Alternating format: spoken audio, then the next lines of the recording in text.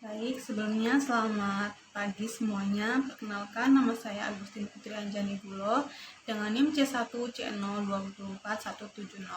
Nah, jadi pada kesempatan kali ini tuh saya akan membahas materi tentang pajak penghasilan badan.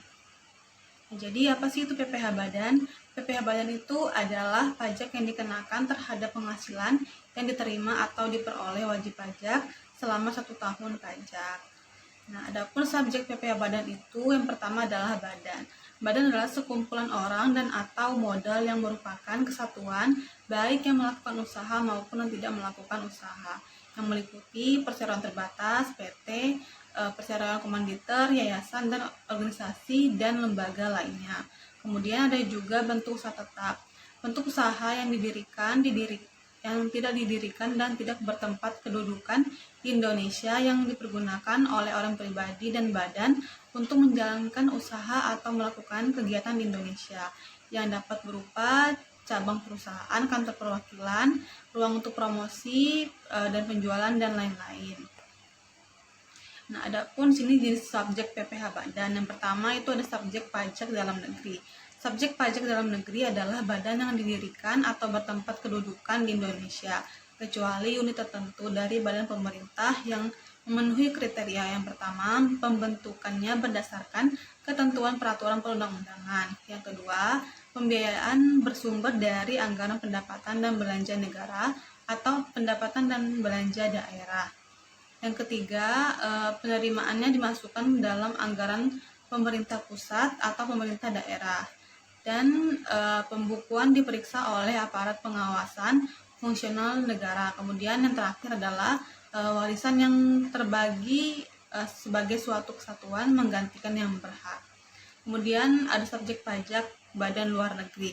Subjek pajak badan luar negeri adalah badan yang tidak didirikan dan tidak bertempat kedudukan di Indonesia, yang menjalankan usaha atau melakukan kegiatan melalui bentuk usaha tetap di Indonesia, dan badan yang tidak didirikan dan tidak bertempat dan kedudukan di Indonesia yang dapat menerima atau memperoleh penghasilan dari Indonesia, tidak dari menjalankan usaha atau melakukan kegiatan melalui bentuk usaha tetap di Indonesia.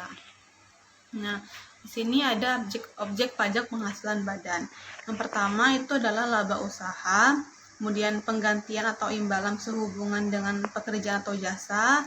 Yang ketiga ada hadiah dan penghargaan. Kemudian ada keuntungan karena penjualan atau pengalihan harta. Yang kelima ada bunga. Lalu ada dividen, ada royalti, sewa dan penghasilan lain sehubungan dengan penggunaan harta. Kemudian ada penerimaan kembali pembayaran pajak yang telah dibebankan sebagai biaya. Kemudian ada keuntungan karena pembebasan utang, kecuali yang ditetapkan lebih lanjut dengan peraturan pemerintah. Dan yang terakhir itu ada selisih lebih karena penilaian kembali aktiva, kecuali yang ditetapkan lebih lanjut dengan peraturan Menteri Keuangan. Nah, di sini ada menghitung penghasilan kena pajak dengan menggunakan pembukuan.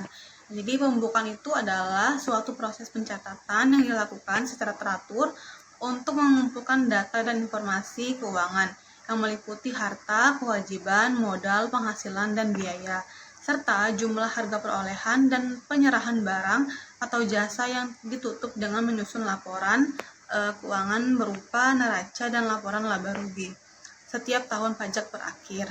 Nah, cara untuk wajib pajak badan, besarnya penghasilan kena pajak sama dengan penghasilan neto, yaitu penghasilan bruto dikurangi dengan biaya-biaya yang diperkenankan oleh Undang-Undang PPh.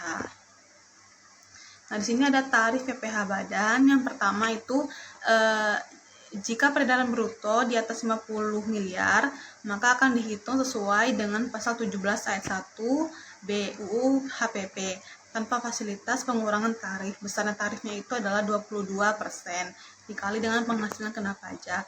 Nah, yang kedua, ada wajib pajak badan dalam negeri berbentuk perseroan terbuka dengan jumlah keseluruhan saham yang disetor diperdagangkan pada bursa efek di Indonesia paling sedikit 40% dan memenuhi persyaratan tertentu sebagaimana tertuang dalam pasal 65 PP nomor 55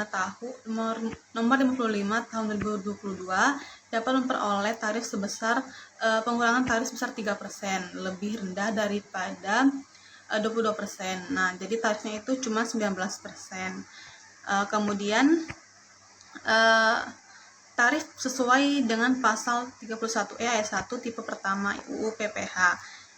Syaratnya adalah peredaran bruto wajib pajak badan sampai dengan 4,8 miliar. Apabila peredaran brutonya itu melewati 4,8 miliar, maka tidak diperkenankan menggunakan tarif ini. Nah, PPh terutangnya itu dihitung dengan cara 50% dikali 22% penghasilan kena pajak. Jadi tarifnya itu adalah sebesar 11%.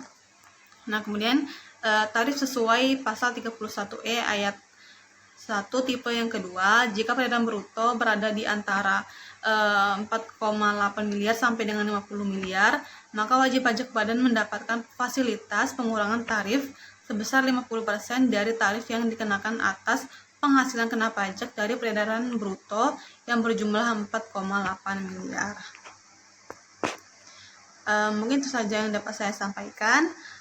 Kurang lebihnya saya mohon maaf. Saya akhiri. Selamat pagi.